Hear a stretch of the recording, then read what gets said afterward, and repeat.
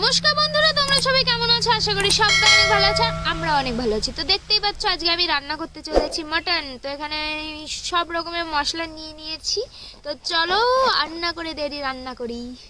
তো দেখো এখানে আছে 1 কিলোর মতো মাটন।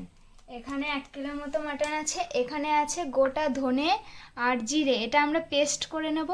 এখানে আছে সর্ষের তেল আর এখানে আছে লেবু। তো আমার একটা লেবু লাগবে, এটা রসটা আমি নেব আমার প্রয়োজন মতো যতটা লাগে। এখানে আছে ধনেপাতা কুচি, শুকনো লঙ্কা, এটাও পেস্ট করে নেব। এখানে আছে পেঁয়াজ কুচি, টমেটো কুচি, আদা আদা রসুন। তো আদা রসুনটা আমরা পেস্ট করে নেব। তো চলো আমরা এটা পেস্ট করে নিই, তারপরে আসছি মেন পার্টে। তো এখানে আদা রসুন পেস্ট, এখানে জিরে ধনে পেস্ট, আর এখানে লেবু কেটে নিয়েছি। তো আমার মশলা সব কিছু রেডি। তো চলো এবার ম্যারিনেট করে নিই।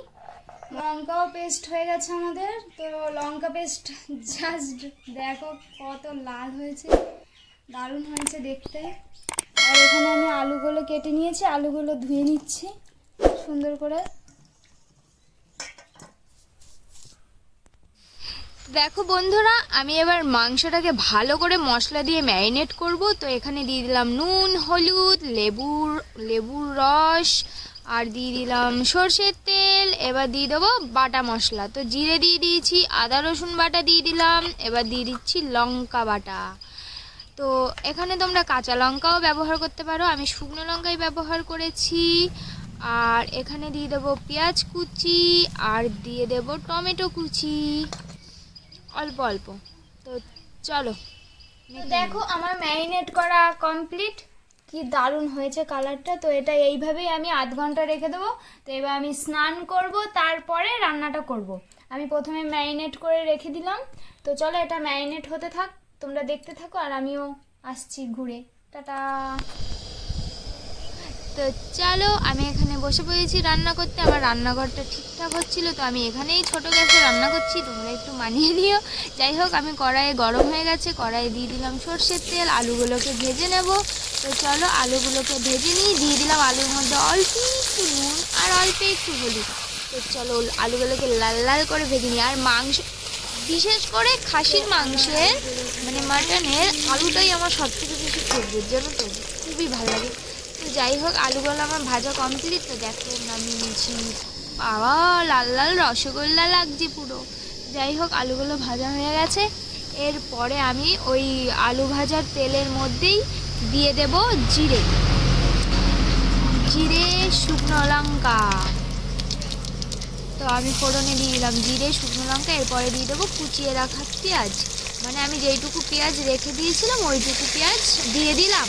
এবার দিয়ে দেবো পেঁয়াজের মধ্যে অল্প একটু লবণ, আর দিয়ে দেব মাটন। তো চলো আমার পেঁয়াজটা লাল লাল ব্রাউন ব্রাউন হয়ে গেছে। এরপরে দিয়ে দিই মাটন।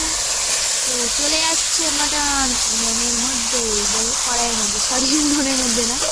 যাই হোক, এরপরে আমি এটাকে ভালো করে আস্তে আস্তে ঢেকে ঢেকে ভালো করে কষিয়ে নেব। আর মাংস, যে কোনো মাংস যত ভালো করে কষাবে না তুমি, তত বেশি টেস্টি হবে খেতে, জানো তো? ঠিক আছে চলো এরপরে আলুগুলো দিয়ে দিই। তো দেখো মাংস থেকে কতটা জল গলেছে, বুঝতে পেরেছো? যাই হোক, এটা সবটা টানাতে হবে, এই জলটা পুরোপুরি টানিয়ে পুরোপুরি কষাতে হবে, তাহলেই তো টেস্টটা পাওয়া যাবে। তো এখানে দিয়ে দিয়েছি গোটা রসুন, তোমরা কি দেখতে পেলে? তো চলো মাংসটাকে ভালো করে ঢেকে ঢেকে ঢেকে ঢেকে কষিয়ে নিই। আর এই দেখো এখানে কি সুন্দর আমাদের গাছের ফুল হয়েছে, জবা ফুল, কি অপূর্ব দৃশ্য। তো চলো এবার ঢাকনাটাও খুলি গা, দেখ কেমন হয়েছে।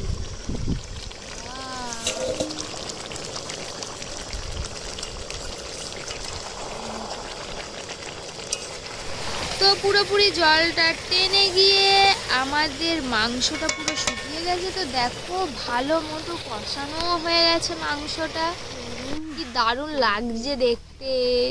এই দেখো চর্বিটা তুলেছিলাম। তো এরপরে দিয়ে দেব প্রেসার কুকারে কয়েকবার সিটি দিয়ে দেবো। আর মাটনটা না, মাটন তারপরে দেশি মুরগির মাংস এগুলো একটু প্রেশার কুকারে দিলে বেশি টেস্টি হয় খেতে। তো তোমরাও প্রেশারে দেওয়ার চেষ্টা করবে। অল্প একটু জল দেবে, বেশি জল দিয়ে দিও না, তাহলে পুরো ট্যালট্যাল করবে ঝোলে। আর তাছাড়া মাটনটা একটু ট্যালট্যালে ঝোলই ভালো লাগে খেতে। প্রেশার কুকারের ঢাকনাটা ঢেকে দিয়ে দিলাম গ্যাসে, এরপরে একটু ওয়েট করার। তো চলো, আমার এই গ্যাসটা শেষ হয়ে গেছে, আমাকে ঘরের গ্যাসে দিতে হলো।